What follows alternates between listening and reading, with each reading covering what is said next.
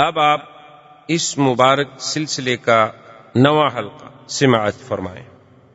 جیسے کہ کسی نے کہا تھا نا کہ سرے دار بھی پکارا، لبے بام بھی صدا دی، میں کہاں کہاں نہ پہنچا تیری دید کی لگن۔ حضور صلی اللہ علیہ وسلم قرآن پڑھے اور ظالم پتھر مارے۔ اسی لیے بی بی عائشہ نے ایک دفعہ پوچھا تھا کہ حضور آپ کی زندگی میں کوئی سخت ترین دن؟ آپ نے فرمایا عائشہ وہ میرے لیے سخت ترین دن تھا جب تیری قوم نے مجھے ٹھکرایا، میں طائف گیا تو پھر طائف والوں نے بھی میرے ساتھ ہی کہ جوتے مبارک خون سے بھر گئے۔ اتنے ظالموں نے پتھر برسائے، سفہائے طائف نے، بے وقوف پاگل بچوں نے شور کیا، اور نعوذ باللہ سب و شتم۔ لیکن اللہ کے نبی ایک جگہ آ کے بیٹھے ہیں، اللہ نے فرشتے کو بھیجا کہ میرے بدری سے کہہ دو اگر بہت اداس ہو، بہت گھبرا گئے ہو تو ہم تو اس بات پہ بھی تیار ہیں، اگر ہمیں کہو تو ابھی پہاڑ کے فرشتوں کو حکم دیتے ہیں اور دونوں پہاڑوں کو ملا کے طائف والوں کو کچل کے رکھ دیتے ہیں ہمیشہ کے لیے۔ لیکن اللہ کے نبی کہتے ہیں اللہم اہد قومی فانہم لا یعلمون، کہ میرا اللہ میری قوم ہے ان پر عذاب نہ بھیج جن کو ہدایت۔ تو سیرت نبی کا پہلو جو ہے اسی پہ آپ اندازہ کر لیں کہ اتنی تکلیفوں کے بعد، اتنے ظلم و ستم کے بعد، اتنے جبر و اکراہ کے بعد زبان پہ ایک ہی بات ہے کہ اللہم الیک اشکو ضعف قوتی وقلت حیلتی وہوانی علی الناس، اور اس کے بعد دعا ہے کہ اللہم اہد قومی فانہم لا یعلمون، اللہ میری قوم کو ہدایت دے۔ ایک صحابی نے کہا حضور آپ دعا دیں، فرمایا وہ اس تو رحمتن، اللہ نے مجھے رحمت بنا کے بھیجا ہے، اللہ نے مجھے عذاب بنا کے تو نہیں بھیجا کہ میں ان کے لیے بد دعا کروں۔ چلو میں ان کے لیے دعا کرتا ہوں، یہ مسلمان نہیں ہوں گے، ہو سکتا ہے ان کی اولادوں سے کوئی مسلمان ہو، ان کی نسلوں سے کوئی مسلمان ہو۔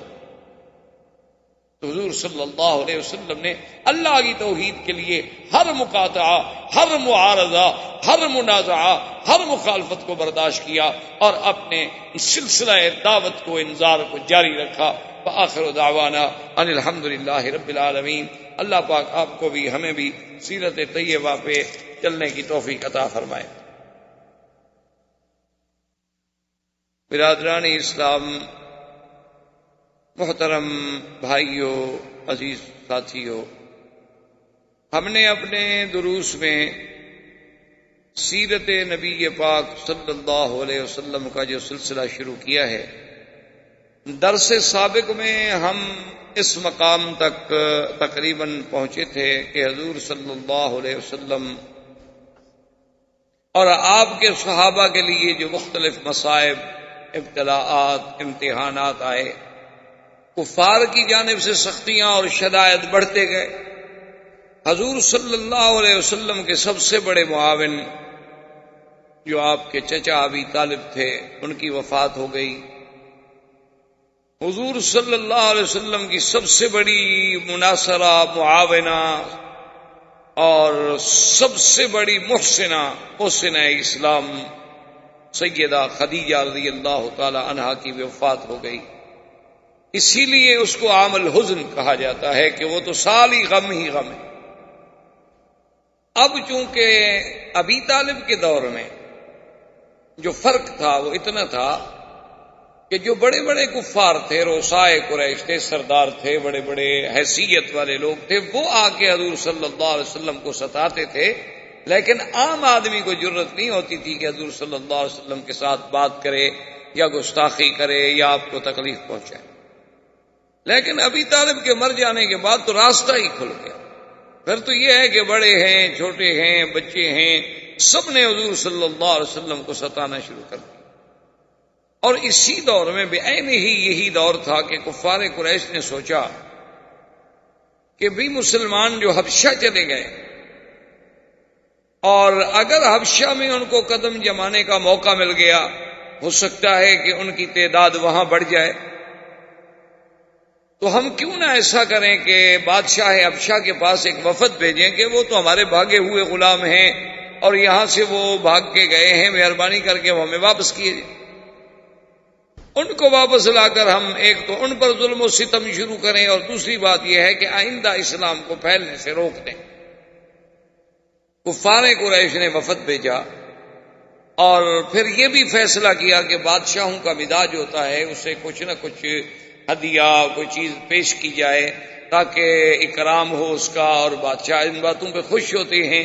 اب معلومات کیے گئے کہ بھی نجاشی جو ہے حبشے کا بادشاہ اصحما، اس کو کیا چیزیں زیادہ ہدیے میں پسند آتی، تو معلوم یہ ہوا کہ اسے چمڑے کی بنی ہوئی چیزیں بڑی پسند۔ تو اب جناب کفار قریش نے شام سے آیا ہوا اور ملکوں سے آیا ہوا، صنعاء سے آیا ہوا، مختلف ملکوں سے چمڑے کی چیزیں جو آئی ہوئی تھیں وہ چیزیں خریدیں، اور بڑی اعلیٰ قسم کی نایاب قسم کی چیزیں انہوں نے۔ اس زمانے میں بھی چمڑے کے برتن بنتے تھے، ظروف بنتے تھے، یہ ڈیکوریشن پیس جیسے لائٹوں کے لیے ہوتے ہیں یہ بنائے جاتے تھے، پانی کے لیے برتن بنائے جاتے تھے، اور اس سے پہننے کے لیے جیسے آج کل آپ یہ جیکٹس وغیرہ پہنتے ہیں اس زمانے کے انداز کی وہ بنائی جاتی تھی، بڑی خوبصورت چیزیں بنتی تھیں، سرانے بنتے تھے، تخیے بنتے تھے، سب چمڑے کا کام ہوتا۔ تو انہوں نے بہرحال چمڑے کی چیزیں لی، اور اس کے بعد وفد کی قیادت بعض کتابوں میں آتا ہے کہ عمرو بن العاص نے کی، اور جا کر حبشہ میں نجاشی کو ملے، اور اس کے ملنے سے پہلے ان کے جو بطارقہ بطریق تھے، بطریق کہتے ہیں جو عیسائیت کے یوں سمجھ لیں پادری پنڈت جن کے مذہبی اثرات تھے، ان سے ملے، ان کو بھی ہدایہ دیے، اور ان سے کہا کہ آپ کو پتہ ہے یہ کون لوگ ہیں جو یہاں آئے ہوئے، نہ تو یہ ہمارے دین پر ہیں، ہماری بھی مخالفت کر کے ہمارے دین کو بھی چھوڑ کے یہ لوگ وہاں سے بھاگے، چلو اگر یہ اچھے ہوتے تو تمہارا دین تو قبول کر لیتے نا، تمہارا دین بھی تو انہوں نے قبول نہیں کیا، نہ یہ تمہارے دین پر ہے۔ تو اب اس کا کیا مطلب ہے کہ ہمارا جو دین ہے مکے والوں کا وہ بھی غلط ہے، اور آپ کا جو دین ہے نصرانیت پر، عیسائیت پر، وہ بھی غلط ہے، تو یہی بس حق پر ہیں، ان لوگوں کو اگر موقع ملا تو یہ تو آپ کے ملک میں بہت بڑا فساد برپا کر دیں۔ انہوں نے کہا ٹھیک ہے، آپ بادشاہ سے ملے، ملاقات کا ٹائم لے کے دیا، انہوں نے کہا جب بادشاہ پوچھے گا تو ہم آپ کی تائید کریں گے۔ لہذا قریش کا وفد پہنچا، انہوں نے بادشاہ کے سامنے اپنی باتیں رکھی، اور جو بطارقہ تھے بطریق تھے انہوں نے بھی تائید کی، انہوں نے کہا کہ ہاں بادشاہ سلامت، بات تو ٹھیک ہے، جو لوگ اپنوں کے نہیں بن سکے وہ ہمارے کیا بنے، لیکن اپنے لوگوں کو چھوڑ کے بھاگا ہے۔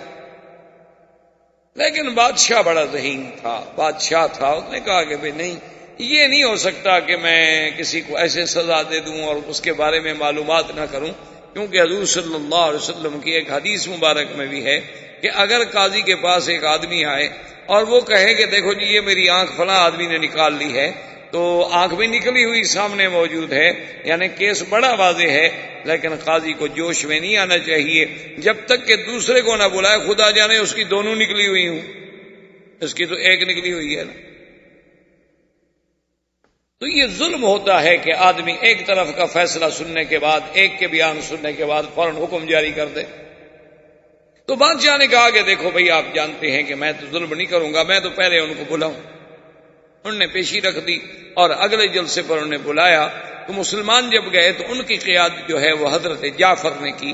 حضرت جعفر یہ حضرت سیدنا علی رضی اللہ تعالی عنہ کے بھائی جعفر ابن ابی طالب جب آئے تو بادشاہ نے ان سے پوچھا کہ بھئی یہ لوگ کہتے ہیں ہمارے دین کے مخالف ہیں، اور میرے جو بطارقہ ہیں یہ کہتے ہیں تم لوگ ہمارے دین کے بھی مخالف ہو، آخر تمہارا دین کیا ہے؟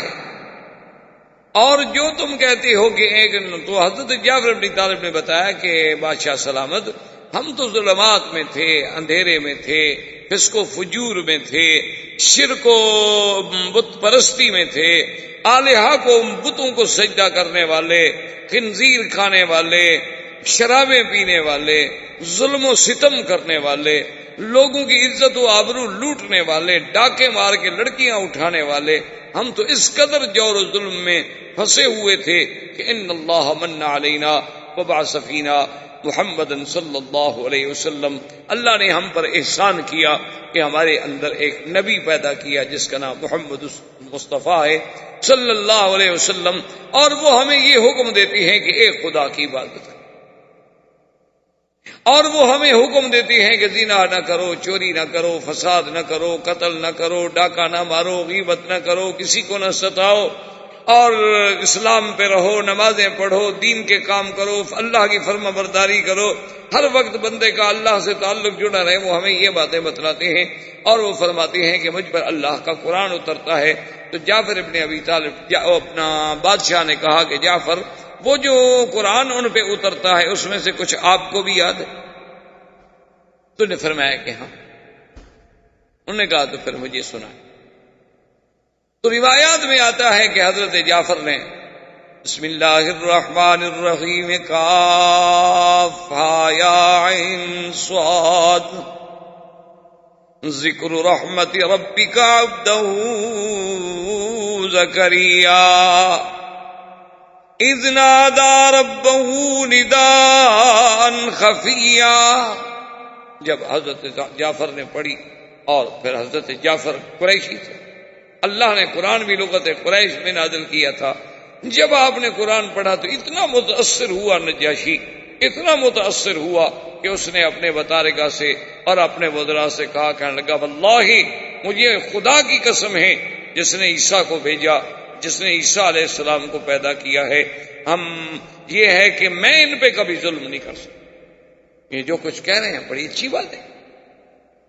کیا ہے کسی کو، وہ تو کہتے ہیں کسی کو نہ ستاؤ، فساد نہ کرو، قتل نہ کرو، تو بڑی اچھی باتیں ہیں، یہ میرے ملک میں رہ سکتے ہیں۔ انہوں نے کہا کہ جاؤ رہو میرے ملک میں، تم پر کوئی ظلم و تشدد نہیں ہو۔ چلے گئے۔ اب قریش نے سوچا کہ ہم اتنے دور سے سفر کر کے آئے، ہم نے ہدایہ بھی دی، سب کچھ کیا، ہم تو ناکام ہو گئے، فیل ہو گئے۔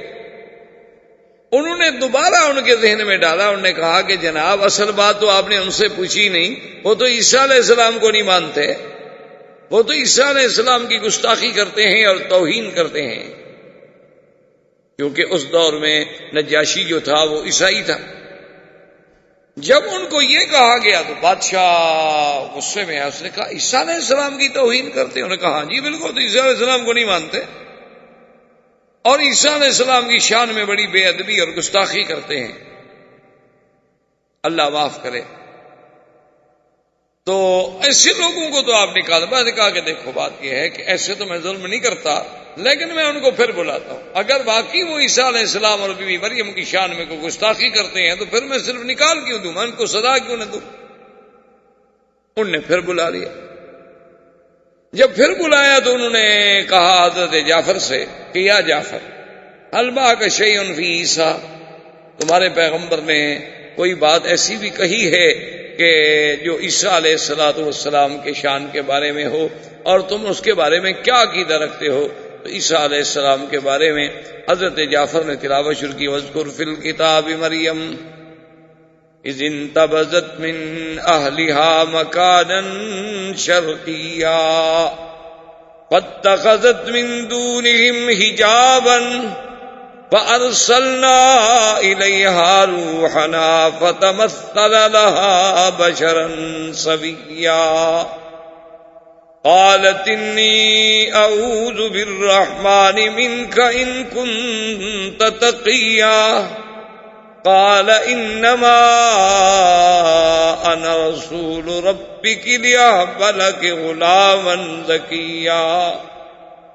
کہ بی بی مریم جب علیحدہ بیٹھی تھی، دیکھا کہ کوئی بندہ آ رہا ہے، تو بی بی صاحبہ نے کہا کہ میں اپنے اللہ کے نام پہ، اس رحمان کے نام سے پناہ پکڑتی ہوں، تم اللہ سے ڈرنے والے ہو تو میرے قریب بتاؤ کہ میں ایک عورت ہوں، تم جوان ہو، ادھر کیسے آ رہے؟ تو اب سیدنا جبریل نے فرمایا کہ انما انا رسول ربک۔ بی بی مریم کیوں گھبراتی ہو؟ میں کوئی بندہ نہیں، میں تو تیرے رب کا بھیجا ہوا قاصد ہوں، لِأَهْبَ لَكِ غُلَامًا زَكِيًّا، اور میں تمہیں خوشخبری دینے آیا ہوں کہ اللہ تمہیں بہت پاکیزہ بچہ دیں گے۔ بی بی کہنے لگی کمال کی بات کرتے ہو، کیسے وہ پاکیزہ بچہ مجھے بچہ دیں؟ قالت انا یکون لی غلام فلم یمسسنی بشر ولم اک بغیا۔ بی بی مریم نے کہا کیا کہتے ہو آنے والے، مجھے کیسے بچہ ہوگا؟ مجھے تو آج تک کسی انسان نے چھوا بھی نہیں۔ یہ ہے صفت یہ ہے عفت، یہ ہے کمال. یاد رکھو میرے عزیز کہ عورت کا حسن و جمال جو ہے وہ اس کی عفت و حیا میں. جب عورت کا حیا چلا جائے وہ حسن نہیں باقی رہتا، وہ جمال نہیں باقی رہتا، وہ کمال نہیں باقی رہتا، وہ معصومیت نہیں باقی رہتی. اصل جو عورت کے لیے اللہ نے بیوٹی بنائی ہے نا، وہ اس کی عزت ہے، اس کا عصمت ہے. کہ اب دیکھیں کہ سب سے پہلی بات جو بیوی مریم کہتی ہے، جبریل سے مخاطب ہے، کہتی ہے کیا کر رہے ہو؟ لم یمسسنی بشر، مجھے تو کسی بندے نے ہاتھ تک نہیں لگایا. اور اللہ نے جو بی بی مریم کی قرآن میں تعریف کی ہے، اللہ نے جو قرآن میں بی بی مریم کی صفت بیان کی ہے، جی آپ سورۃ التحریم اٹھا کے دیکھیں تو کیا ہے؟ وَمَرْيَمَ ابْنَتَ عِمْرَانَ الَّتِي أَحْصَنَتْ فَرْجَهَا فَنَفَخْنَا فِيهِ مِن رُّوحِنَا. اللہ فرماتے ہیں کہ بی بی مریم عمران کی بیٹی جس نے اپنی شرمگاہ کی حفاظت کی، یعنی سب سے بڑی وصف جو اللہ نے، یہ نہیں کہا کہ وہ خوبصورت تھی، یہ نہیں کہا وہ پڑھی لکھی تھی، یہ نہیں کہا کہ بڑی روزے رکھنے والی تھی، بلکہ کہا کہ سب سے بڑی بات یہ ہے کہ اس نے اپنے نفس کی حفاظت کی تھی. کہ زنا تو زنا، کسی کے ساتھ نکاح بھی نہیں ہوا تھا، اسے تو کسی غیر مرد نے ہاتھ تک نہیں لگایا. اسی طرح اللہ پاک نے جو قرآن میں فرمایا ہے، آپ دیکھیں گے کہ اللہ تبارک و تعالیٰ قرآن میں فرماتے ہیں کہ ہم نے وحور عین کامثال اللؤلؤ المکنون، اللہ فرماتے ہیں ہم نے جنت میں جو حوریں رکھی ہیں بڑی بڑی آنکھوں والیاں، اور ایسے ہیں جیسے موتی صدف میں چھپا ہوتا ہے جس کو کسی نے ہاتھ نہ لگایا ہو.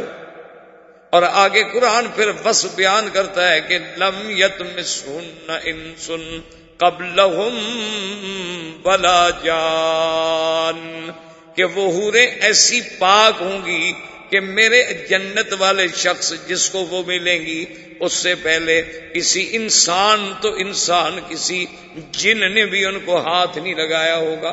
اصل صفت تو عورت کی یہ ہے کہ وہ ماں اور باپ کے گھر کے بعد اس کے بدن کو ہاتھ لگے تو پھر شوہر. یہ تھی عفت و عصمت عورت کی. اسی لیے یعنی سیدہ فاطمہ الزہرا رضی اللہ تعالی عنہا نے وصیت فرمائی تھی کہ سیدنا علی سے کہ میرا جنازہ رات کو پڑھ دیں. سیدنا علی نے فرمایا بھی کہ فاطمہ کیا کر رہی ہو، تم بنت رسول پاک ہو، تم جگر گوشہ محمد مصطفیٰ ہو، اور تمہارا جنازہ ہم رات کو اجنبیوں کی طرح چپکے سے پڑھ دیں اور دفن کر دیں. فرمایا علی میری زندگی میں مجھ پہ کسی کی نظر نہیں پڑی، میں چاہتی ہوں میرے جنازے پر بھی کم سے کم نظر. انہوں نے فرمایا کہ فاطمہ کیا کہہ رہی ہو، جنازے میں کوئی کیا دیکھ لے گا، آدمی پر چادر ہے بندھا ہوا ہے، جنازے میں کیا دیکھا. اس نے کہا کم از کم لوگ یہ تو اندازہ کر لیں گے نا کہ قد لمبا ہے، چھوٹا ہے، کیسا ہے. یہ تو کم از کم آدمی کا جنازے کے بعد میت کو دیکھنے سے بھی اندازہ ہو جاتا ہے. میں تو یہ بھی نہیں چاہتا.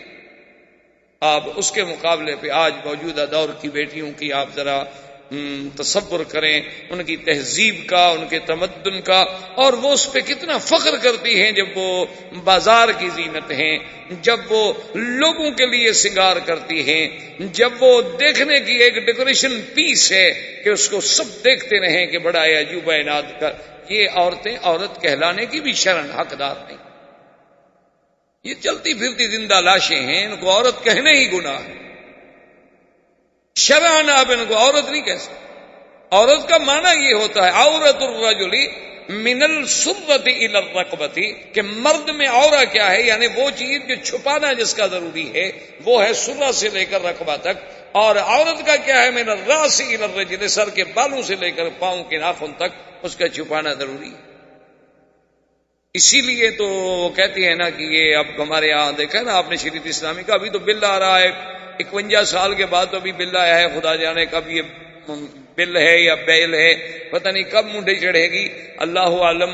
تو بہرحال جب بھی کسی کو اپنا خوف لاحق ہو پھر اسلام بڑا یاد آتا ہے. جیسے آپ کا بڑے سے بڑا آدمی مر جائے مولوی یاد آتا ہے نا جنازے کے لیے. ویسے تو مولوی بڑی حقیر جانور ہے نا، کوئی مر جائے تو پھر مولوی کو بلاؤ. کیوں؟ ان کو تو پتہ ہی نہیں کہ ابا جی کو غسل کیسے دینا. ان نے کبھی پڑھا ہی نہیں کہ میت کو غسل کیسے دینا ہے، تو لازمی بیچارہ مولوی ہی دے گا. ورنہ اگر بیٹا جانتا ہو تو اس سے زیادہ کون حقدار ہے کہ مولوی غسل دے؟ لیکن باپ نے تو کبھی زندگی میں بیٹے نے باپ کو غسل نہیں کرایا، تو مرنے کے بعد کب قریب جائے گا؟ بلکہ اور بھی عورتیں کہیں گی وہ دور رکھو جی، خام خواہ ایسا نہ ہو کہ میت اس کو بھی پکڑ لے، میت کے قریب ہی نہ جائے۔ تو یہ میرا کہنے کا مقصد، شور آ رہا ہے ہر طرف کہ اسلام آ گیا تو یہ ہو جائے گا، اسلام آ گیا تو عورتیں اندر بیٹھ جائیں گی، اسلام آ گیا تو عورتیں قیدی بن جائیں گی، اسلام آ گیا تو 4 شادیاں ہو جائیں گی، پتہ نہیں اتنی عورتیں لے کے رکھی ہوئی ہیں کہ ہر آدمی کو 3 اور دے دیں گے۔ کیا تہذیب ہے، کیا اعتراض ہے اللہ کے قرآن کے مقابلے؟ اور اعتراض کرنے والے کون ہیں؟ جنہوں نے نہ کبھی قرآن پڑھا ہے نہ حدیث مصطفیٰ پڑھی، لارڈ میکالے کا قانون پڑھا ہے، اس کے مطابق بیٹھے ہوئے ہیں کہ جناب آئین کی یہ دفعہ جو ہے اسلام سے ٹکراتی ہے۔ یعنی اب اسلام اتنا کمزور ہے کہ اگر لارڈ میکالے کے بنائے ہوئے قانون کی دفعہ ٹکرا جائے تو اسلام کو روک دو، اس دفعہ کو رہنے دو تاکہ آئین نہ ٹوٹے ہمارا۔ یعنی جو بندو نے بنایا ہے آئین وہ تو نہ ٹوٹے، اللہ کا آئین ٹوٹتا ہے ٹوٹنے دو۔ اب ہمارے فیشن میں، سگار میں، یعنی یہ ہوتا ہے کہ جب پارٹی ہو اور کسی بڑے آدمی کی پارٹی ہو، وہاں تو ضروری ہوتا ہے کہ بیگم جو ہے وہ کھڑے ہو کے سرو کرے اور مہمانوں کو سنبھالے، اور اگر ساڑی باندھے تو سب سے اچھی ساڑی وہ ہوتی ہے جس سے آدھا پیٹ نظر آ رہا، ورنہ ساڑی کیا ہوئی؟ باندھنے کا کیا فائدہ ہوا؟ ابھی اسی لیے تو باندھی جاتی ہے کہ ابھی آدھا پیٹ نظر آئے، پیچھے آدھی پشت نظر آئے، پورے سر کے بال نظر آئیں، تبھی تو ہاں جی یہ ہے صحیح معنی میں جو ساڑی باندھی جاتی۔ اور یہ انہوں نے پتہ نہیں آج تک تحقیق نہیں کی کہ یہ ساڑی سیدہ عائشہ باندھتی تھیں، سیدہ فاطمہ باندھتی تھیں، سیدہ خدیجہ باندھتی تھیں، اصحاب رسول کی بیگمات باندھتی تھی، کہاں سے آئی ہے؟ کیا یہ کہیں ہندوؤں کی ایجاد تو نہیں؟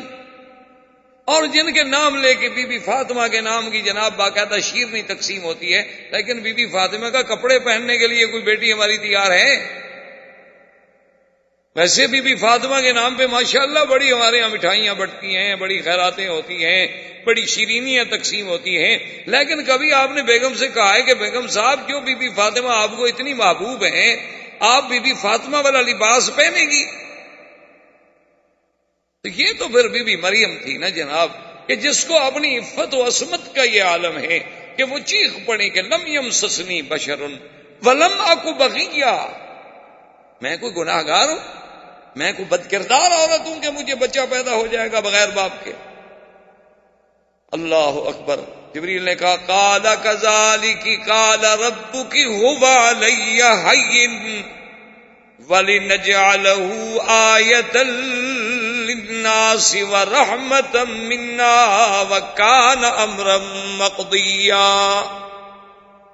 جبریل علیہ السلام نے کہا بی بی مریم غصے میں آنے کی ضرورت نہیں ہے، یہ تو تیرے رب کا فیصلہ ہے، اور تیرے اللہ کو بغیر تیری شادی کے، بغیر کسی چیز کے بچہ پیدا کرنا مشکل نہیں، بڑا آسان ہے۔ اور اللہ تو چاہتے ہیں کہ اس کو ایک نشانی بنائے اپنی قدرت کی، کہ کوئی یہ نہ کہے کہ اللہ بنا تو سکتا ہے لیکن جب تک میاں بیوی نہ ہوں وہ بھی نہیں بنا سکتا۔ اللہ چاہتے ہیں کہ میں اپنی قدرت کے تمام نمونے دکھا دوں، میں چاہوں تو نور سے ملائکہ پیدا کر دوں، میں چاہوں تو نار سے جن پیدا کر دوں، میں چاہوں تو مٹی سے آدم پیدا کر دوں، میں چاہوں تو آدم سے حوا پیدا کر دوں، میں چاہوں تو مریم سے عیسیٰ پیدا کر دوں۔ یخلق ما یشاء، میری مرضی میں جو چاہوں جیسے چاہوں، یہی تو اس کی شان۔ اچھا جی، انہوں نے کہا کمال ہے تو ٹھیک ہے، اور نے کہا بی بی تم بات کہو نہ کہو، کان امرا مقضیہ، یہ تو اللہ کی تقدیر کا فیصلہ ہو چکا ہے، اب وہ تبدیل تھوڑا ہوتا ہے۔ اب جناب یعنی حمل بھی ہو گیا، بد حمل بھی ہو گئی، اب بچی بیچاری بیٹھی رو رہی، یا لیتنی مت قبل ھذا وکنت نسیا منسیا، رو رہی ہے پھر بھی، حالانکہ جبریل باتیں کر کے کہتی ہے کاش میں تو پیدا ہی نہ ہوئی ہوتی، کم از کم چلو ٹھیک ہے میں بے گناہ ہوں، میرا دامن صاف ہے، لیکن قوم تو نہیں جانتی ہوں۔ جبریل کی بات ہوئی تو میرے ساتھ ہوئی ہے، پوری برادری کے ساتھ تو نہیں ہوئی نا، برادری مجھے جب آئے گی تو میں کیسے مقابلہ کروں گی؟ اللہ نے فرمایا تمہیں مقابلے کی ضرورت نہیں ہے.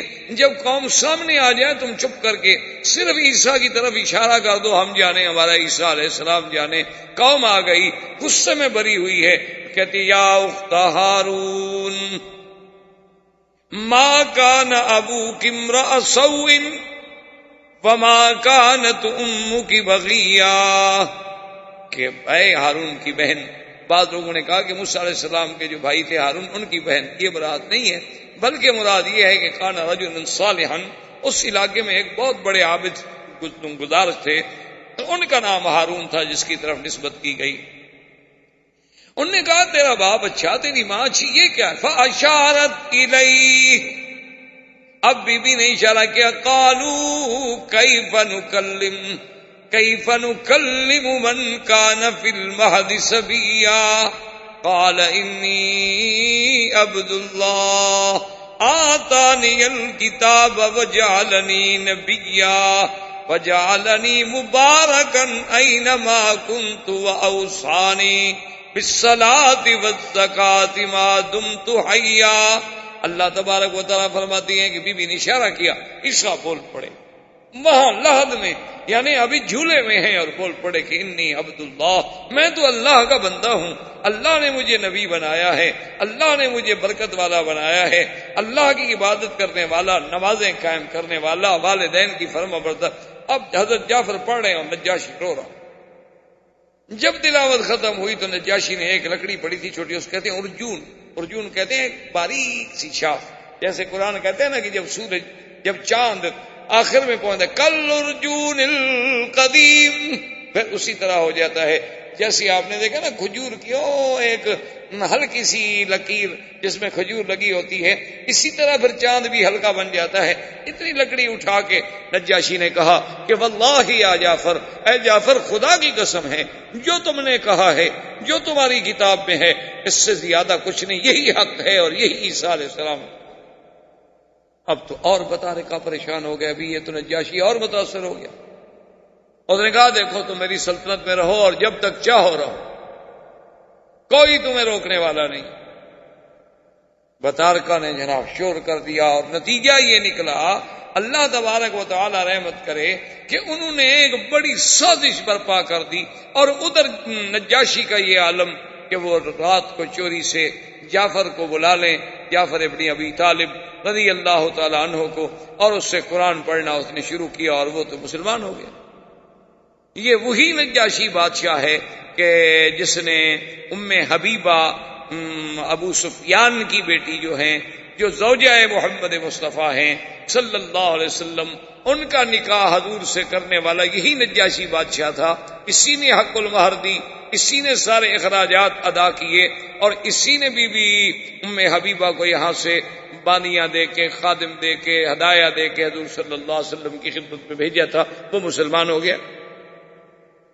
اب بطارکہ کو پتہ چلا کہ ہمارا تو بادشاہ گیا, مسلمان ہو گیا. بطارکہ نے سب اپنے بڑے بڑے جو پادری تھے, بڑے بڑے پنڈت تھے, راہب تھے, سب کو اکٹھا کیا, وفد بنا کہ بادشاہ سے آخری بات کرتے ہیں, یا ہماری بات مانیں اور یا پھر شہنشاہیت چھوڑیں, ہم اس کے مخالف. تو بادشاہ سمجھدار تھا, اس نے کہا کہ اب میں کیسے ان سے جان چھڑاؤں. تو تاریخ کہتی ہے کہ اس نے یہ کیا کہ وہ جو سورت مریم قرآن کا صفحہ لکھا ہوا تھا وہ اس نے اپنے اندر کی جیب میں رکھ لیا, اندر کی جیب میں رکھ لیا, اور بیٹھ گیا. اور بطارکہ سے کہا کہ بھی کیا. انہوں نے کہا دیکھو بات سنو, کہ جو ہم کہتے ہیں نا کہ عیسیٰ کے بارے میں کہ وہ اللہ کا بیٹا ہے اور ثالث و ثلاثہ ہے اور یہ ہے اور وہ ہے, سارے جو ان کے عقیدے تھے جھوٹے. اگر تم ان عقائد کو مانتے ہو تو بالکل ٹھیک ہے, اگر نہیں مانتے ہو تو پھر ہم سب تمہارے خلاف اعلان جنگ کرتے ہیں. تو بادشاہ نے یوں سینے پہ ہاتھ رکھا اور کہا ہاں ہاں میں اس کو مانتا ہوں, میں تو اس کو مانتا ہوں, کہ ہاں ہاں میں تو اس کو مانتا ہوں, میرا تو ایمان ہے اس. حالانکہ وہ تو کہہ رہے تھے جو میرے اندر ہے اس پہ ایمان ہے, جو کاغذ اندر چھپایا ہوا تھا قرآن لکھا ہوا. اور وہ پنڈت خوش ہو گئے کہ اچھا اسی پہ ایمان کا جی, زندہ باد زندہ باد. بس یہ قوم تو ایسی ہوتی ہے نا, مرضی میں زندہ باد, مرضی میں مردہ باد. قوم کا کیا, ایک منٹ میں ان سے کہہ دو بھی نماز نہیں پڑھو گے, کہیں گے ٹھیک ہے چلو, اگر چھٹی ملتی ہے تو اچھی بات. اور کہو بھی نماز پڑھنی چاہیے, کہیں ٹھیک ہے اچھی بات ہے یار, واقعی نماز پڑھنے سے ثواب ہوتا. قوم کا کیا، ان کے نزدیک تو کہتے ہیں جی دین میں بڑی آسانی ہے، پڑھ لو نہ پڑھو کیا فرق کیا پڑا۔ تو اب جناب بہرحال وہ خوش ہو گئے، لیکن کچھ دنوں کے بعد ان کو پتہ چل گیا کہ بھئی نجاشی تو پکا مسلمان ہو گیا، تو روز مسلمان اس کے گھر آ جا رہے ہیں۔ تو انہوں نے بہرحال اعلان جنگ کر دیا نجاشی کے خلاف، اور اپنی جتنی عیسائی قوتیں تھیں ان سب کو جمع کیا۔ مسلمان ایک دریا تھا، دریا کی دوسری طرف آبادی تھی، اس میں رہتے تھے، اور اس طرف جنگ کا اعلان ہو گیا۔ نجاشی نے بھی کہا کہ ٹھیک ہے، مسلمان تو میں مسلمان ہوں، جو لڑتا ہے لڑے۔ اب مسلمان بیچارے پریشان کہ کیا ہوگا، کبھی اگر تو نجاشی جیت گیا پھر تو ہماری جان بچ گئی، وہ مسلمان ہے، اور اگر خدا نہ خواستہ آج کی جنگ میں نجاشی ہار جاتا ہے تو ہم تو ماریں گے، پھر تو جو آئے گا وہ عیسائی ہوگا اور وہ ہمارا سب سے بڑا دشمن ہوگا۔ اس پریشانیوں میں مبتلا تھے۔ انہوں نے کہا کہ آخر کون آدمی جائے اتنا بڑا دریا عبور کر کے جا کے خبر لے کے آئے۔ تو حضرت زبیر نے کہا کہ میں جاتا ہوں۔ زبیر آئے وہاں سے دریا عبور کر کے۔ اللہ کی مہربانی یہ ہوئی کہ نجاشی کو اللہ نے فتح دی، مخالفین شکست کھا گئے، واپس آئے۔ تو انہوں نے کہا کہ مسلمانوں تمہارے لیے خوشی ہے، خیر ہے کہ نجاشی بچ گیا، اس کی سلطنت بھی بچ گئی۔ یہ وہی نجاشی ہے کہ جس کے مرنے پر اللہ نے اپنے نبی پاک کو اطلاع دی، اور آپ نے صحابہ سے فرمایا مات اخیکم النجاشی، کہ تم ہمارا بھائی مسلمان نجاشی فوت ہو گیا ہے، چلو اس پہ ہم صلاۃ الجنازہ، نماز جنازہ غائبانہ پڑھیں۔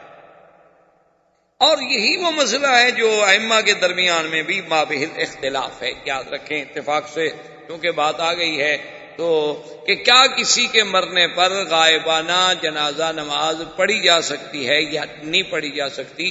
یہ مسئلہ جو ہے ائمہ کرام کے نزدیک مابہ اختلاف۔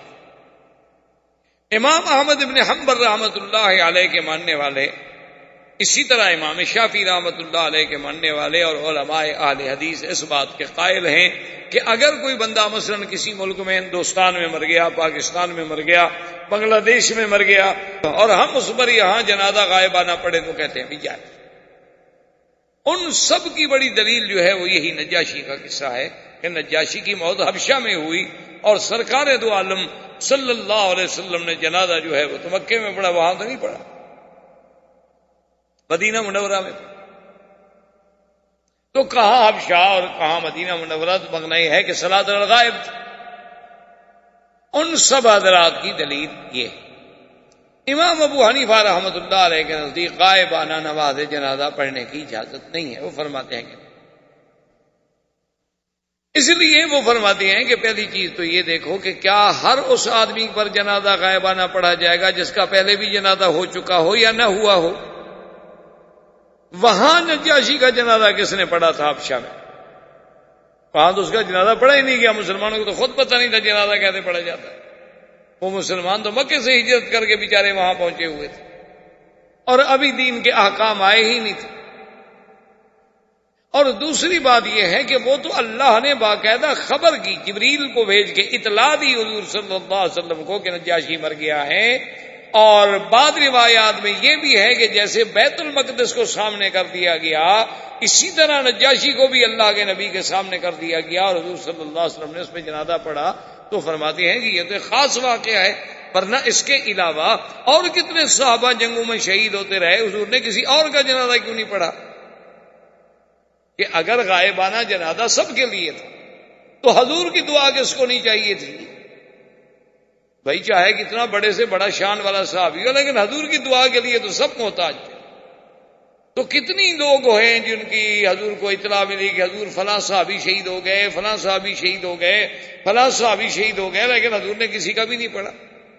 اور تیسری بات یہ ہے کہ امام ابو حنیفہ رحمۃ اللہ علیہ ایک حدیث سے استدلال فرماتے ہیں کہ ایک عورت تھی جو مسجد کی صفائی کرتی تھی، وہ بیمار ہو گئی، تو حضور نے فرمایا کہ بھائی اگر وہ فوت ہو جائے تو مجھے خبر دی جائے، کیونکہ وہ مسجد کی خادمہ تھی، میں چاہتا ہوں کہ اس کا جنازہ میں خود پڑھوں۔ اور جب وہ صبح ہوئی، حضور صلی اللہ علیہ وسلم نے پوچھا کہ بھئی اس بی بی کا کیا حال ہے، وہ مسجد کی جو خدمت کرتی تھی؟ انہوں نے کہا یا رسول اللہ ماتت، وہ تو فوت ہو گئی۔ حضور نے فرمایا اللہ اعظم تمونی، تم لوگوں نے مجھے خبر کیوں نہیں کی؟ میں نے تو پابند کیا تھا۔ انہوں نے کہا حضور وہ رات کو فوت ہو گئی، آپ آرام میں تھے، ہم نے یہ مناسب نہیں سمجھا کہ حضور صلی اللہ علیہ وسلم کو رات کو جگایا جائے، اور جنازے میں بلا وجہ تاخیر کرنے سے آپ نے منع فرمایا ہے کہ جتنا جلدی ہو سکے میت کو دفن کرو۔ حضور نے فرمایا دلونی علی قبرہ، اس کی قبر پر مجھے لے چلو۔ حضور صلی اللہ علیہ وسلم تشریف لے آئے، فصلی علی قبرہا، حضور نے پھر قبر پہ کھڑے ہو کے جنازہ۔ تو اب امام حنیفہ فرماتے ہیں کہ بھی اگر غائبانہ جنازہ ہی پڑھنا تھا تو وہی مسجد میں کھڑے ہو، حضور فرماتے ہیں کہ ایک دفعہ اور پڑھ لو جنازہ، پھر قبر پہ آنے کی کیا ضرورت۔ تو اس لیے بہرحال یہ اپنے اپنے دلائل ہیں، اور ان کا موقع جو ہے وہ تو کتب احکام اور کتب فقہ ہوتی ہیں، لیکن اگر ایک مسئلہ سامنے آ گیا تو افادے اور استفادے کے لیے میں نے کچھ تھوڑی سی باتیں اس پہ عرض کر دی۔ تو بہرحال اب جناب حبشہ کے نجاشی کی وجہ سے وہاں تو مسلمان مطمئن ہو گئے، لیکن حضور صلی اللہ علیہ وسلم کے لیے بڑا شدت کا دور۔ حضور صلی اللہ علیہ وسلم نے سوچا، آپ طائف تشریف لے گئے، طائف میں آپ کو امید تھی کہ شاید کوئی اللہ کا بندہ میری بات وہاں سن لے اور اسلام لے آئے اور اسلام کی اعانت کا ذریعہ بن جائے۔ وہاں حضور صلی اللہ علیہ وسلم کی طائف والوں نے اتنی مخالفت کی کہ حضور نے بی بی عائشہ کو فرمایا تھا کہ عائشہ وہ طائف کا جو دن مجھ پہ سخت گزرا ہے نا، ایسا دن کبھی سخت۔ حضور صلی اللہ علیہ وسلم پہ پتھر برسائے ظالموں نے، آپ کا بدن مبارک لہو لہان ہو گیا، آپ کے جوتے مبارک خون سے بھر گئے۔ آپ راستے میں تشریف لائے تو ایک باغ تھا، اس باغ میں کچھ دیر سستانے کے لیے، کچھ دیر آرام کرنے کے لیے حضور اندر چلے گئے۔ وہ باغ جو ہے وہ تھا عتبہ اور شیبہ کا، یہ دونوں مکے کے بڑے کافروں میں تھے۔ حضور صلی اللہ علیہ وسلم نے یہ سوچا کہ چلو کچھ دیر تو آرام، تھوڑی سی دیر بیٹھ۔ عتبہ اور شیبہ بھی موجود تھے باغ میں، انہوں نے جب دور سے دیکھا تو انہوں نے بھی پہچان لیا کہ ہذا محمد الرسول اللہ صلی اللہ علیہ وسلم، لیکن ان کے دل میں پھر بھی کچھ نہ کچھ، وہ آخر برادری کا، قوم کا، کچھ روایات کا، عادات کا بھی تو لحاظ ہوتا ہے۔ انہوں نے اپنے غلام کو بلایا اور غلام سے کہا کہ یہ کچھ انگور ہیں، پانی ہے، لے جاؤ محمد رسول اللہ کی خدمت میں پیش کرو، کچھ بھی ہو ہماری مخالفت اپنی جگہ ہے لیکن آخر ہمارے باغ میں تو آئے ہیں۔ قریش میں، عرب میں روایات کا بڑا لحاظ تھا، آج بھی بڑے بڑی قومیں جو ہیں مارشل قسم کی قومیں، ان میں بھی روایات پڑی ہیں کہ بس اگر دشمن بھی دروازے پہ آ گیا تو بس آ گیا۔ وہ انگور لایا، پانی لایا، حضور کی خدمت میں پیش کیا۔ حضور صلی اللہ علیہ وسلم نے اپنا بدن مبارک دھویا، اپنے ہاتھ پاؤں مبارک صاف فرمائے، اس کے بعد پانی تھوڑا نوش فرمایا، وہ انگور سامنے رکھا، فرمایا بسم اللہ الرحمن الرحیم۔ جب حضور نے پڑھا بسم اللہ الرحمن الرحیم تو وہ غلام، اس کا نام تھا عداس، فتحیر، حیران ہو، اس نے کہا کہ بسم اللہ الرحمن الرحیم، یہ تو مکے کے قریش والے، کفار قریش، رؤسائے قریش، وہ تو کبھی نہیں پڑھتے بسم اللہ الرحمن الرحیم۔ وہ تو اگر کبھی خدا کا نام لینا بھی چاہتے ہیں تو کہتے ہیں بسم کا اللہم۔ یہ الرحمن الرحیم تو وہ نہیں جانتے، یہ تو قریش کے سردار ہیں، قریشی ہیں، ہاشمی ہیں، یہ کہاں سے بسم اللہ الرحمن الرحیم پڑھ رہے ہیں؟ تو جب وہ بڑا حیران ہوا تو حضور نے فرمایا کہ عداس کیوں حیران ہو؟ اس نے کہا حضور ایسے کلمات میں نے آج سے پہلے کبھی سنے نہیں کسی مکے والے سے۔ حضور نے فرمایا اچھا تم یہ بتاؤ کہ من اینا، تم کہاں کے رہنے والے ہو؟ اس نے کہا من نینوا، یا رسول اللہ میں نینوا ایک بستی ہے عراق کی طرف، اس کا رہنے والا ہوں۔ حضور نے فرمایا اچھا تم اس نینوا کے رہنے والے ہو الذی فیہا یونس ابن متیٰ، جس میں حضرت یونس ابن متیٰ تھے۔ اب تو عداس اور حیران ہو گیا، اس نے کہا کہ آپ کیسے جانتے ہیں یونس ابن متیٰ کو؟ آپ نے فرمایا عداس حیران ہونے کی بات نہیں، انہو اخی وانہو نبی من انبیاء اللہ، وہ میرے بھائی تھے گویا اور وہ بھی اللہ کے نبی تھے، اور جو بات یونس ابن متیٰ کہتا تھا وہی بات میں کہتا ہوں۔ اب ان کو نہیں سمجھ آتی تو میں کیا کروں، ورنہ میری دعوت اور حضرت یونس کی دعوت ایک تھی۔ ہم قبل راس رسول اللہ، عداس تو جی بس گر پڑا، حضور کے ماتھے کو بوسہ دے رہا ہے، حضور کو چوم رہا ہے، اور عتبہ شیبہ دور بیٹھے دیکھ رہے ہیں کہ یہ کیا ہو گیا، یہ ہم نے غلام بھیجا تھا کہ جا کے انگور پہنچا دو، ہمارا تو غلام بھی گیا۔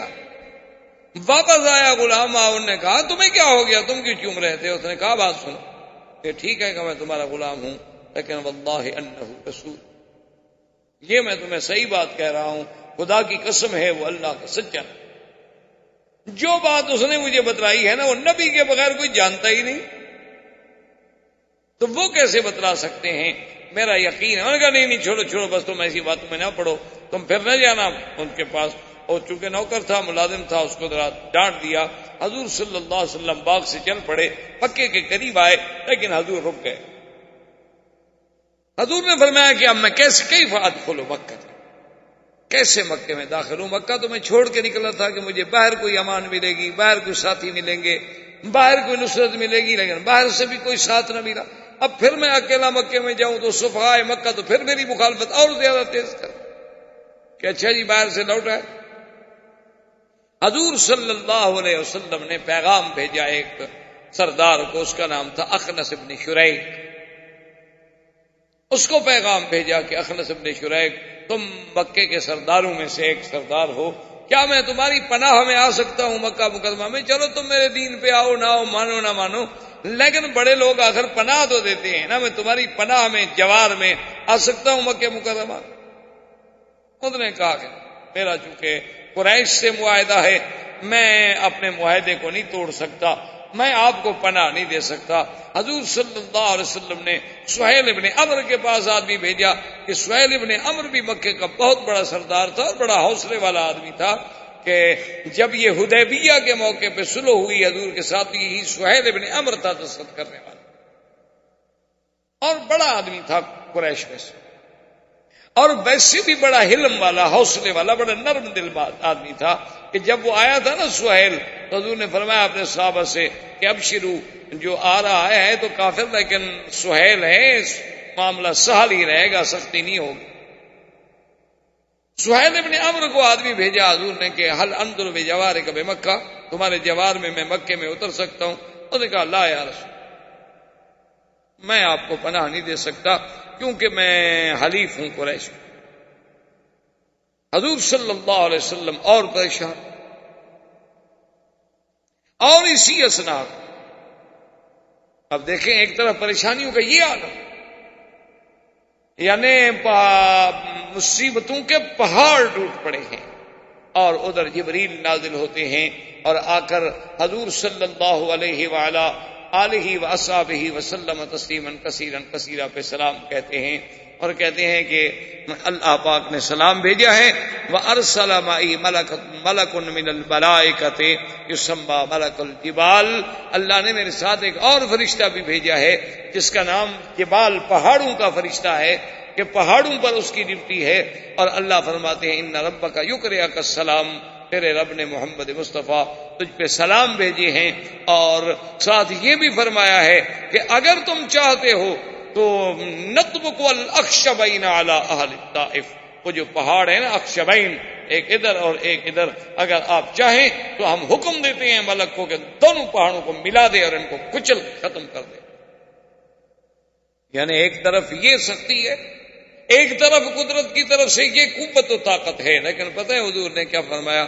فرمایا اللہم اہد قومی فانہم لا یعلمون، کہ جبریل میرے اللہ سے کہہ دو کہ میری قوم کو ہدایت دے دیں، وہ جانتے نہیں، وہ جاہل ہیں، وہ ابھی تک مسئلہ نہیں سمجھ رہے، ان کو ہلاک کرنے کی ضرورت نہیں ہے، ان کو برباد کرنے کی ضرورت نہیں ہے۔ صحابی نے عرض کیا کہ یا رسول اللہ آپ ان کے لیے تباہی کی دعا مانگے۔ فرمایا اللہ نے مجھے تو رحمت بنا کے بھیجا ہے، میں کسی کے لیے عذاب کی کیسے دعا؟ فرمایا دیکھو اگر یہ مسلمان نہیں ہوں گے، ہو سکتا ہے ان کی نسل سے، ان کی اولادوں سے، ان کی پشت سے اللہ کوئی مسلمان پیدا کر۔ اور دیکھو بالکل وہی ہوا جو حضور چاہتے تھے۔ ابو سفیان اسلام لائے، ابو جہل کا بیٹا اکرمہ بطل من ابطال الاسلام بنا، ولید بن المغیرہ کا بیٹا خالد سیف الرحمان بنا۔ بالکل عین حضور کی وہ تمنا، وہ دعا جو تھی کہ چلو یہ نسل نہ صحیح، ان کی آنے والی نسل میں اللہ کوئی ایسا بندہ بھیج دے۔ آپ دیکھتے ہیں کہ حضرت خالد کا کتنا بڑا مقام ہے کہ آج تک کفر حضرت خالد کی تلوار کی کاٹ کو نہیں بھول سکا۔ دیکھو نا مسلمان ہم نہتے ہیں، کمزور ہیں. آخر آپ دیکھیں کہ آج کل کا میڈیا اور انٹرنیٹ اور ساری دنیا لگی ہوئی ہے اسلام اسلام اسلام اسلام. کیا بلا ان کو کھا گئی؟ ہمارے پاس تو اللہ کے بندے ابھی تک وہی ٹانگا اور گدا گاڑی چلتی ہے. ان کو کیوں موت آئی ہوئی ہے اسلام سے؟ لیکن وہ جانتے ہیں کہ یہ سرکس کا شیر ہے.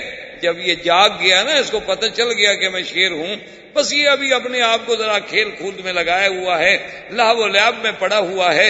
یہ ابھی تو اس کو لوگ بندر سمجھ کے نچا رہے ہیں، لیکن یہ جب اپنی پہ آ گیا نا، پھر اس کی ایک دھاڑ کے آگے بھی کوئی نہیں ٹھہرے گا. پھر تو اللہ اکبر کی نعرہ ہی لگانا ہے نا، اور کیا کرنا. پھر ان کے میزائل کس کام آئیں گے؟ یہ تو اس وقت سے ہم نے دیکھے ہوئے ہیں جب ہمارے مدنی باغ پیدا ہوئے تھے. یہ تو اس وقت آپ قرآن کو اٹھا کے دیکھیں نا، جنہوں نے کیا کہا تھا کہ انا كنا نقعد منها مقاعد للسمع فمن يستمع الآن يجد له شهابا رصدا، کہ ہم نے اپنے اوپر ٹھکانے بنائے ہوئے تھے آسمانوں میں، اور ہم جا کر فرشتوں کی بات سنتے تھے. لیکن کیا کریں، اب ہم جاتے ہیں تو وہاں سے ہمیں میزائل آسمانی مارے جاتے ہیں. وہ شہاب رصد کیا تھا جسے آپ کہتے ہیں جی تارا ٹوٹا؟ تو ہمارے تو یہ ہماری اصل وجہ یہ ہے. لیکن جی رات دن، یعنی کوئی دنیا میں اگر ان کا کوئی جہاز بھی گر جائے، کہتے ہیں مسلمان نے پھونک ماری ہو، ہمارا جہاز گر گیا. وہ بدبخت ہو، جہاز تمہارا گر گیا. ہم نے کہا نہیں یہ نہیں، چلو دعا، پھونک نہیں ماری ہوگی نا، کھڑے ہو کے دعا کی، قنوت نازلہ پڑی ہو. بھئی ہاں بالکل ٹھیک ہے، ہمارا تو خدا پہ ایمان ہے. تم 25 مارو گے، خدا اس سے زیادہ تمہارے بات ہے. گنتے جاؤ. ہمارا تو اب بھی ایمان ہے کہ ساری دنیا کا یہودی اسی لیے اکٹھا ہو رہا ہے تاکہ ان کو ہلاک ہونے میں ہمیں ڈھونڈنا نہ پڑے. ہمارا تو اب بھی ایمان، ہمارا تو عقیدہ ہے اسلام آئے گا، ابھرے گا، اور اسے دنیا کی کوئی طاقت نہیں روک سکتی. دنیا کوئی طاقت نہیں روک سکتی. اب دیکھیں نا جی کہاں اسلام ہے، آپ کا ہندو چیخ پڑا اگر اسلام کا بل آ گیا تو ہمیں بڑا خطرہ ہے. وہ اسلام کے بل سے آپ کو کیا خطرہ ہے؟ کہتے پھر کہیں مسلمان جاگ نہ جائے. اگر جاگ گیا تو پھر اس کو پتہ ہے نا کہ 850 سال تو پہلے بھی رہے ہیں ہم پر. وہ پہلے چپراسی تو نہیں لگے ہوئے تھے نا وہاں. یہ تو جب ہم بد عمل ہوئے تو گر گئے نا. آج تک صلیبیوں کو ایوب بھولا ہوا ہے، صلاح الدین بھولا ہوا ہے، مغیرہ بھولا ہوا ہے. آج تک کفر کو سیدنا عمر اور خالد بھولے ہوئے ہیں. ایسی قوم کبھی دیکھی ہوگی کہ ان کو یعنی دشمن کہہ رہا ہے کہ حضرت خالد خیال رکھنا، ہماری قوم کے پاس سائنائڈ ایک زہر ہوتی ہے، وہ انہوں نے اپنی انگوٹھیوں میں چھپائی ہوتی ہے تاکہ اگر دشمن پکڑ لے تو بس ذرا چکھ لی اور بندہ ختم ہو گیا، جس کا ذائقہ آج تک کوئی رپورٹ نہیں کر سکا. اتنی خطرناک وہ زہر ہے. خیال کرنا کسی کے ہاتھ کا پانی نہ پینا، کھانا نہ کھانا، کہیں دشمن زہر نہ ملا دے. تو حضرت خالد نے فرمایا اچھا وہ کیا ہوتی ہے؟ تو اس نے اپنی انگوٹھی کھولی، اس نے کہا دیکھو یہ ہو. اس نے کہا اچھا یہ تو بہت تھوڑی سی ہے. انہوں نے کہا کمال کر رہے ہو، اس کو تو زبان لگ جائے تو بس دندہ بھر جائے، تم کہہ رہے ہو تھوڑی سی ہے. انہوں نے کہا اچھا اس کو اس میں ڈالو. انہوں نے کہا کیا کر رہے ہو؟ انہوں نے کہا ڈالو تو صحیح.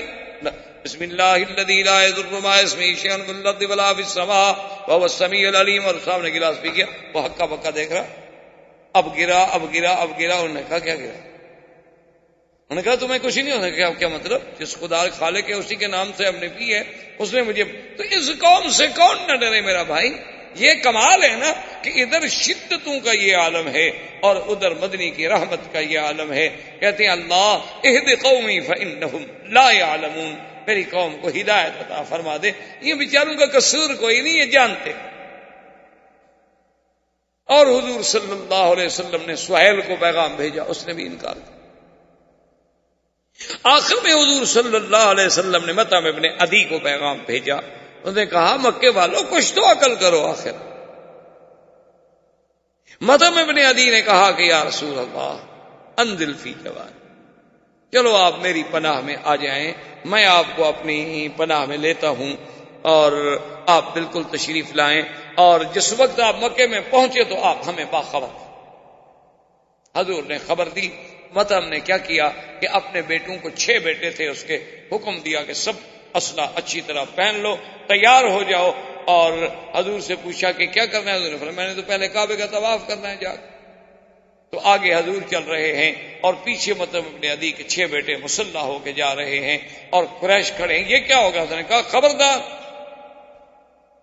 ابو سفیان دوڑا, اس نے کہا بتاؤ یہ کیا ہوگا, کیا تم بھی مسلمان ہو گئے کہ نبی کے پیچھے چل رہے؟ کہا دیکھو ابو سفیان میں مسلمان نہیں ہو گیا, لیکن نظر رسول اللہ صلی اللہ علیہ وسلم فی جواری, اللہ کے نبی میری امان میں اترے ہیں, لہذا ابھی کوئی ہاتھ نہ بڑھائے.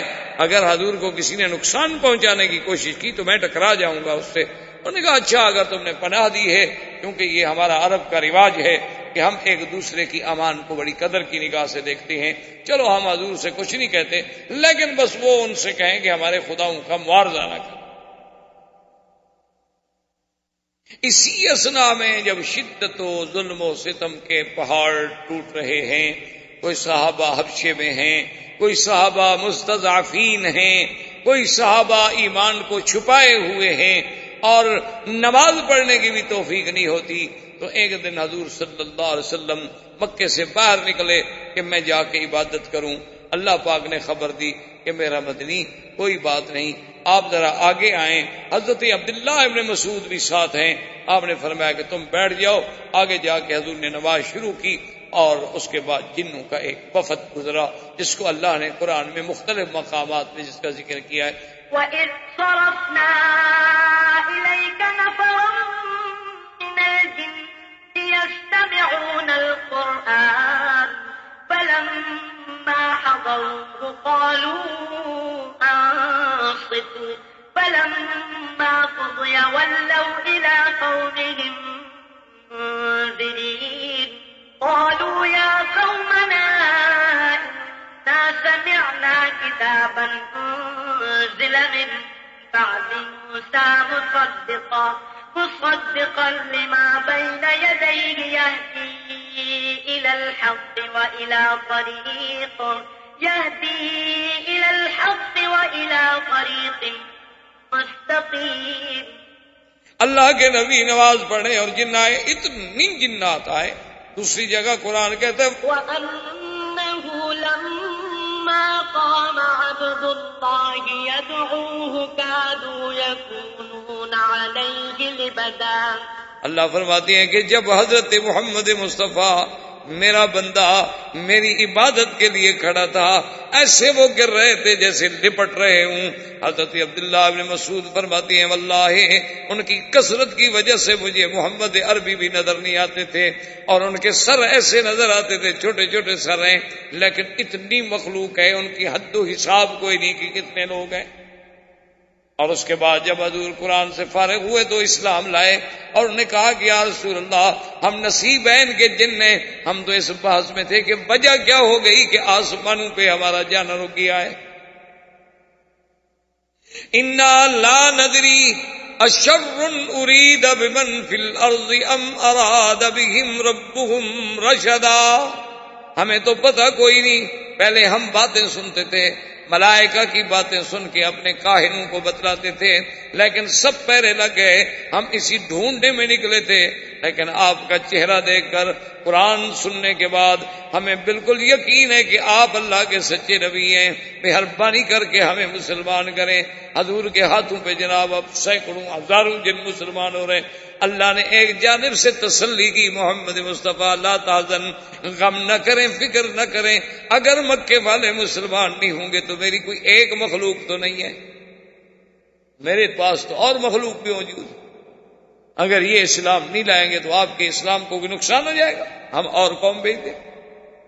اب یہی میں عین ہی شدت کے اور تکالیف کا دور ہے کہ عین اللہ تبارک و تعالیٰ کی رحمت جوش میں آئی کہ اپنے نبی کی تسلی کے لیے, اطمینان قلب کے لیے اور تطمین کے لیے کہ میرے مدنی کا رات اور دن جو ہے ستم میں گزر رہا ہے اور تکالیف میں گزر رہا ہے, پریشانیوں میں گزر رہا ہے, تو یہاں غم و اندوہ کی آخری حد ہے, اور وہاں میری رحمت کے فیصلے, اللہ کی رحمت قیامت کے فیصلے ہو رہے ہیں کہ ہم نے اپنے نبی کو تسلی بھی دینی ہے اور اپنے نبی کو اپنے قدرت کی آیات بھی دکھلانی ہے اور آپ کا شان بھی بلند کرنا ہے. اور اللہ کی تقدیر نے اسراء اور معراج کا فیصلہ کیا، کیونکہ اب یہ وہی دن ہے جس میں میرے مدنی کو معراج ہوتا ہے، جس کا پہلا حصہ اسراء ہے اور دوسرا حصہ معراج ہے.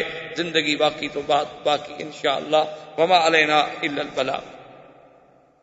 برادران اسلام، محترم بھائیوں، عزیز نوجوانوں، سیرت پاک کے سلسلے میں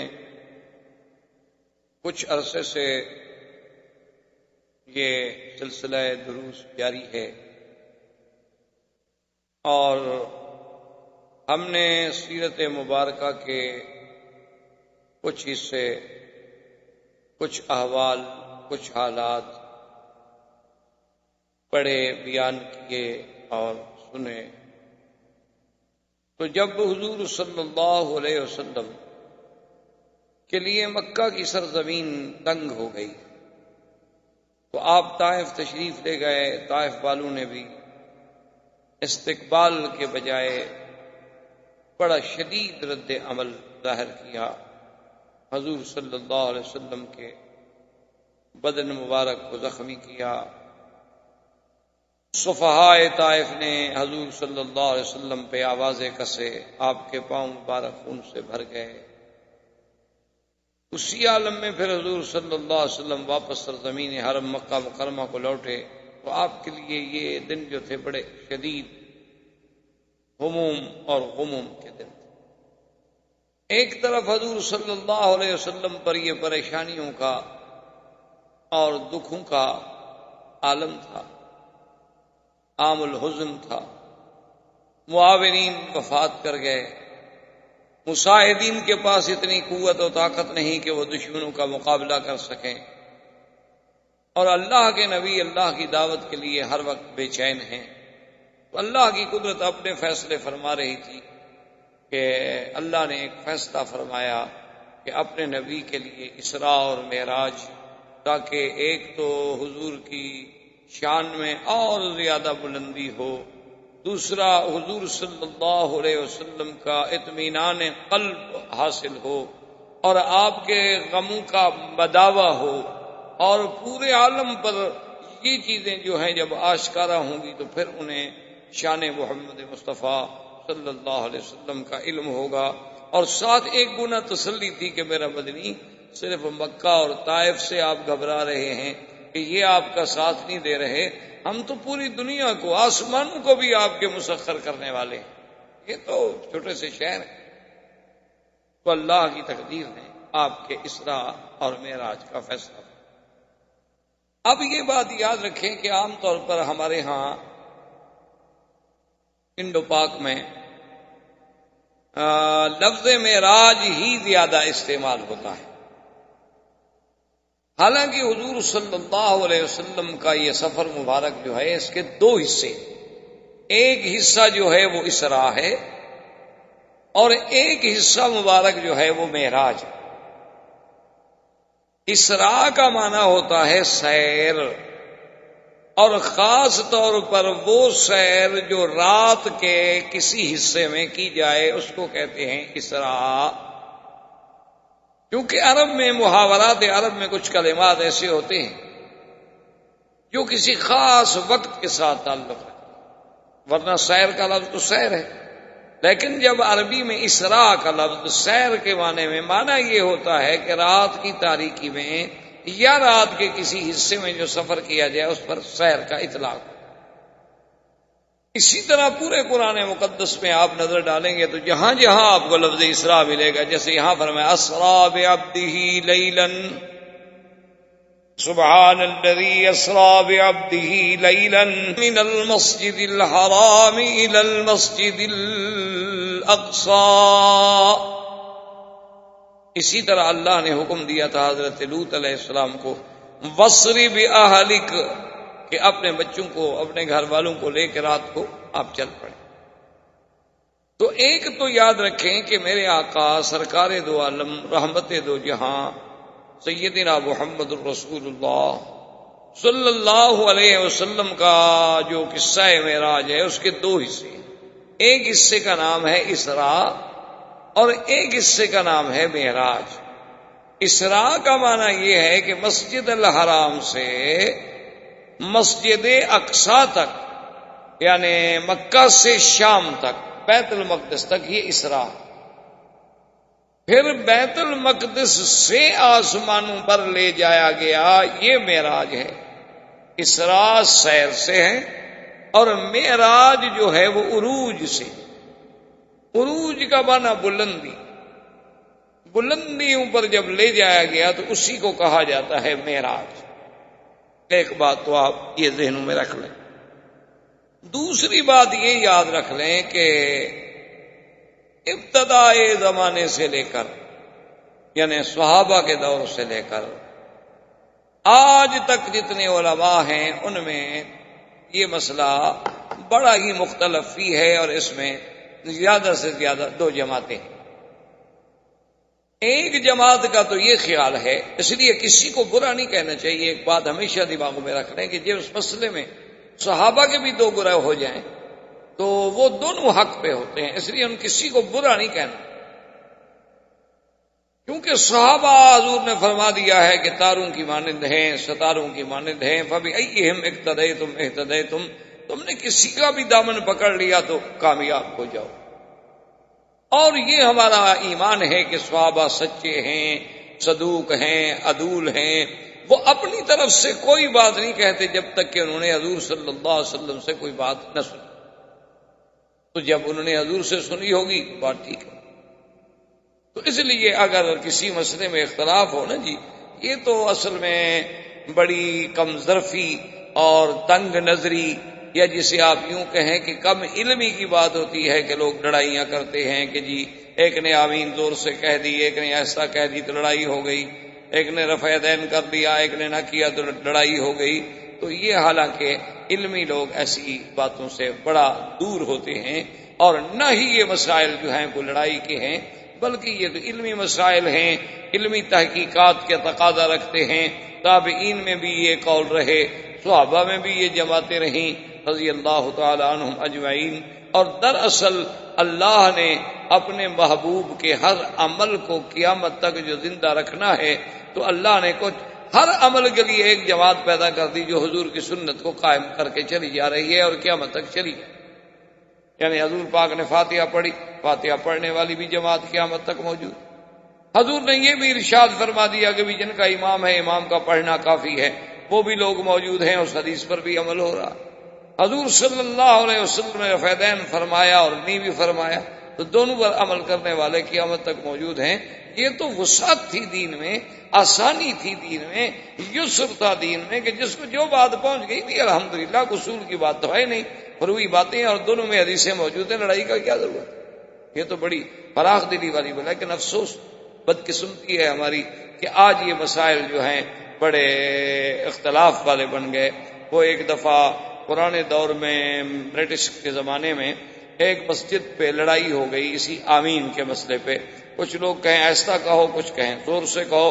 لڑائی ہو گئی، لوگ زخمی ہو گئے، کیس ہوا، مقدمہ ہوا. بہرحال وہ جب جج کے پاس گیا تو جج نے دونوں وہ جھگڑنے والے جو تھے نا دونوں کو سزا دے دی. اور اس میں لکھا اس نے کہ بھی فریقین کے دلائل سننے کے بعد میں اس نتیجے پہ پہنچا ہوں کہ اسلام، دین اسلام میں آمین جو ہے بالسر بھی ہے بالجہر بھی ہے. یعنی آمین آہستہ کہنا بھی جائز ہے اور زور سے کہنا بھی جائز ہے، لیکن آمین بھی شر کا کہیں ثبوت نہیں ملتا کہ آمین کو شر کا بہانہ بنا دیا جائے. اس لیے میں ان دونوں کو سزا دیتا. تو اصل بات ٹھیک تھی، حالانکہ وہ کافر تھا، انگریز تھا. اس نے کہا بھی آمین بالجہر، آمین بالسر تو ہے، لیکن آمین بھی شر کہاں سے نکل آئی کہ آدمی آمین پہ آ کے لڑائی شروع کر دے، لڑنا شروع. تم نے کیوں زور سے کہی اور کہا تم نے کیوں نہیں کہی.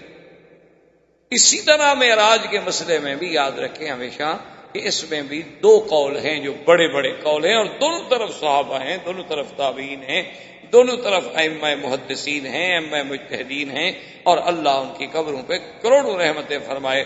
کسی کے بارے میں کبھی دل میں ذرا سا بھی برائی کا خیال نہ رہے. یہ ہمیشہ یاد رکھیں، ورنہ ان کا تو کچھ نہیں بگڑے گا، ہمارا خاتمہ ٹھیک نہیں رہے. جب اللہ کسی سے ناراض ہوتا ہے تو اس کو اپنے بزرگوں کا دشمن بنا دے. وہ بس سارا دن پھر یہی کام کرتا رہتا ہے کہ دیکھو جی فلاں امام نے کیوں یہ کہا اور فلاں نے یہ کیوں کہا اور فلاں. تو اس لیے ایک بات کو سمجھیں، حالانکہ دیکھیں پہلے کتنا رواداری تھی کہ تاریخ میں آتا ہے کہ امام شافعی رحمۃ اللہ علیہ ایک دفعہ بغداد تشریف لے گئے اور اتفاقاً انہوں نے اس مسجد میں جا کے نماز پڑھی جہاں امام ابو حنیفہ رحمۃ اللہ علیہ کی ساتھ قبر ہے، کیونکہ امام ابو حنیفہ رحمۃ اللہ علیہ بغداد میں دفن. تو امام شافعی خود امام ہے، یعنی کوئی چھوٹا آدمی نہیں، کوئی عام مولوی عالم نہیں، امام وقت ہے. لیکن جب انہوں نے نماز پڑھی تو اس دن رفع دین بھی نہ کیا اور آمین بھی نہ کہا زور سے. حالانکہ یہ تو امام شافعی کا مسلک ہے، رفع دین کرنا اور آمین زور سے کہنا، اور ہر رکعت میں فاتحہ پڑھنا چاہے آگے امام ہو نہ ہو، کسی حال میں بھی. یہ تو امام شافعی کا مسلک ہے. لیکن اس دن آپ نے چپ کر کے رفع دین بھی نہ کی اور آمین بھی زور سے نہ کہی، ہاتھ بھی اوپر نہ باندھے، ہاتھ بھی نیچے باندھ لیے اور نماز پڑھ لی. جب نماز سے فارغ ہوئے تو ان کے شاگرد جو تھے وہ بڑے پریشان ہوئے. انہوں نے کہا کہ ہمارے امام استاد کو کیا ہو گیا، امام نے تو اپنا مسلک چھوڑ دیا. تو سارے جناب دوڑتے ہوئے انہوں نے کہا یا امام یہ کیا ہو گیا، آپ نے کیا کیا؟ ساری زندگی ہمیں فرماتے رہے رفع دین کرو، آمین کہو زور سے، اور آج آپ نے آمین بھی چھوڑ دی، رفع دین بھی چھوڑ دی، اور ہاتھ بھی آپ نے ناف کے نیچے باندھے ہوئے تھے، ہمیشہ ہاتھ آپ سینے پہ باندھتے ہیں، یہ کیا ہو گیا؟ انہوں نے فرمایا استحییت من صاحب ھذا القبر، اس قبر والے بندے سے مجھے حیا کہ اس کے مسلک میں چونکہ یہ چیزیں نہیں ہیں، تو لہذا اگر آج میں اس کے قول پہ عمل کر لوں تو کیا ہو جائے؟ آخر اس کے پاس بھی تو احادیث رسول اللہ ہے، وہ اپنی طرف سے تو کچھ نہیں کہتا، وہ بھی جو کچھ کہہ رہا ہے وہ بھی تو حدیث رسول اللہ سے کہہ رہا ہے. صرف فہم افہام و تفہیم کا فرق ہے نا، کہ ہم نے اس کے معنی کو یوں سمجھا اور اس نے اس کے معنی کو یوں سمجھا. تو افہام و تفہیم میں تو فرق ہو سکتا ہے. 4 آدمی ہم بیٹھے ایک عبارت کا ترجمہ کریں، لازمی بات ہے ہر آدمی الگ ترجمہ کرے گا. یعنی آپ ایک اردو کا جملہ لکھ کر کسی کو دے دیں، اس کو کہیں گے جی اس کی تشریح کرو، 4 آدمی کو دے دیں، 4 آدمی الگ تشریح کریں. اگر مقصود ایک ہوگا لیکن مفہوم ایک ہوگا، لیکن لفظ اور طریق جو ہے وہ الگ الگ ہو. تو یہ ادب تھا، یہ احترام تھا. اور ان کا ایک بہت بڑا مشہور قصیدہ ہے جو انہوں نے امام ابو حنیفہ رحمۃ اللہ علیہ کی شان میں لکھا تھا کہ فلعنت ربنا اعداد رمل. انہوں نے کہا کہ اللہ اس بندے پر جتنے اس کے ریت کے ذرے ہیں نا اتنی لعنتیں بھیجے جو ابو حنیفہ کے قول کو ٹکرا دے. یہ کہہ دے کہ میں امام صاحب کے قول پہ عمل نہیں کرتا، میرے نزدیک دوسرا قول راجح ہے. لیکن یہ تو نہیں نا کہ کہہ دے کہ وہ غلط تھے اور وہ نعوذ باللہ کوفے کے قصائی تھے اور وہ جاہل تھے اور وہ کچھ نہیں تھے اور وہ یوں تھے اور یوں تھے، ان کو تو حجامت کے مسئلے بھی نہیں آتے تھے اور لوگوں نے امام مان لیا. تو ایسی چیزیں جو ہے نا اس لیے ہمیشہ ذہن میں رکھا کریں، کیونکہ آج کل ہمارے نوجوانوں پر یہ مسائل بڑے سوار ہیں. ان کو بدقسمتی ہے ہماری کہ ہم کیا کریں کہ آدمی 4 جماعتیں پڑھ لیتے ہیں، بیچارے 2 دین کی کتابیں پڑھ لی اور دعویٰ ہو جاتا ہے کہ میں عالم ہو گیا، میں مولوی ہو گیا. پھر اور جب آدمی صحیح معنوں میں عالم نہ ہو تو پھر دین ملا فی سبیل اللہ فساد. پھر مولوی اسی کو کہتے ہیں کہ جو چپ نہ کرے، کوئی نہ کوئی بات کہتا ہے، صحیح ہو یا غلط. تو اس لیے یاد رکھیں کہ معراج میں اور اسراء میں بھی 2 قول. ایک قول تو یہ ہے کہ یہ اسراء معراج سب حق ہے، لیکن ہے یہ خواب. یعنی حضور صلی اللہ علیہ وسلم نے سیر فرمائی، حضور صلی اللہ علیہ وسلم کو معراج ہوا، لیکن وہ یہ کہتے ہیں کہ بھی یہ خواب، یعنی یہ بیداری کا قصہ نہیں، بلکہ آپ نے خواب میں یوں دیکھا کہ میں یہاں سے چلا اور یہاں گیا اور یہاں گیا اور یہاں. ایک دوسرے علماء کرام صحابہ عظام سلف صالحین کا یہ قول ہے، وہ کہتے ہیں نا یہ واقعہ جو ہے خواب کا نہیں ہے بلکہ بیداری کا ہے، اور صرف روح کو یہ سفر پیش نہیں ہوا بلکہ حضور صلی اللہ علیہ وسلم نے روح مع الجسد اور بیداری میں جاگتے ہوئے آپ نے یہ سب کچھ دیکھا ہے. اسراء بھی اور معراج بھی دونوں حضور صلی اللہ علیہ وسلم کے وجود مسعود اور آپ کے بیداری کے عالم میں روح اور جسد کے ساتھ آپ نے یہ سارا سفر کیا. یہ خواب نہیں. اب اسی پہ غور کر لیں کہ جنہوں نے کہا ہے کہ خواب ہے وہ کیوں کہتے ہیں خواب؟ وہ کہتے ہیں کہ قرآن پاک میں ایک آیت مبارک ہے، قرآن کہتا ہے وَمَا جَعَلْنَا الرُّؤْيَا الَّتِي أَرَيْنَاكَ إِلَّا فِتْنَةً لِلنَّاسِ وَمَا جَعَلْنَا الرُّؤْيَا الَّتِي أَرَيْنَاكَ إِلَّا فِتْنَةً لِلنَّاسِ کہ میرا مدنی صلی اللہ علیہ وسلم یہ جو کچھ ہم نے آپ کو دکھایا ہے ہمارا مقصد ہے امتحان لوگوں کا کہ کیا مانتے ہیں، اتنی بڑی بات بھی مانتے ہیں میرے نبی کی کہ نہیں مانتے۔ تو لفظ ہے رویا، رویا عام طور پر اطلاق ہوتا ہے خواب پہ، قرآن میں لفظ رویا ہے۔ جیسے سیدنا یوسف علیہ السلام نے اپنے ابا سے کہا تھا کہ میرے ابا انی رأیت 11 کوكبا والشمس والقمر رأیتهم لی ساجدین کہ میں نے دیکھا ہے کہ 11 تارے ہیں، سورج چاند ہے اور مجھے سجدہ کر رہے ہیں۔ قال یا بنی لا تقصص رؤیاک علی اخوتک، انہوں نے کہا تھا کہ میرے بیٹے اپنا یہ خواب جو ہے نا کسی بھائیوں کو نہ بتلانا، تو وہاں بھی لفظ رویا ہے، رویا سے مراد خواب ہے۔ یوسف علیہ السلام نے خواب ہی دیکھا تھا، کوئی حقیقت تو نہیں تھی کہ تارے آسمان سے اتر کے سجدہ کر رہے۔ اسی طرح اپنا سیدنا اسماعیل علیہ السلام اور سیدنا ابراہیم علیہ السلام جب تشریف لے گئے منا میں، اور اس وقت اپنے بیٹے، بھائی آسانی سے خاموش تو رہو نا، بات کرنا بھی ضروری ہے پانی کے ساتھ۔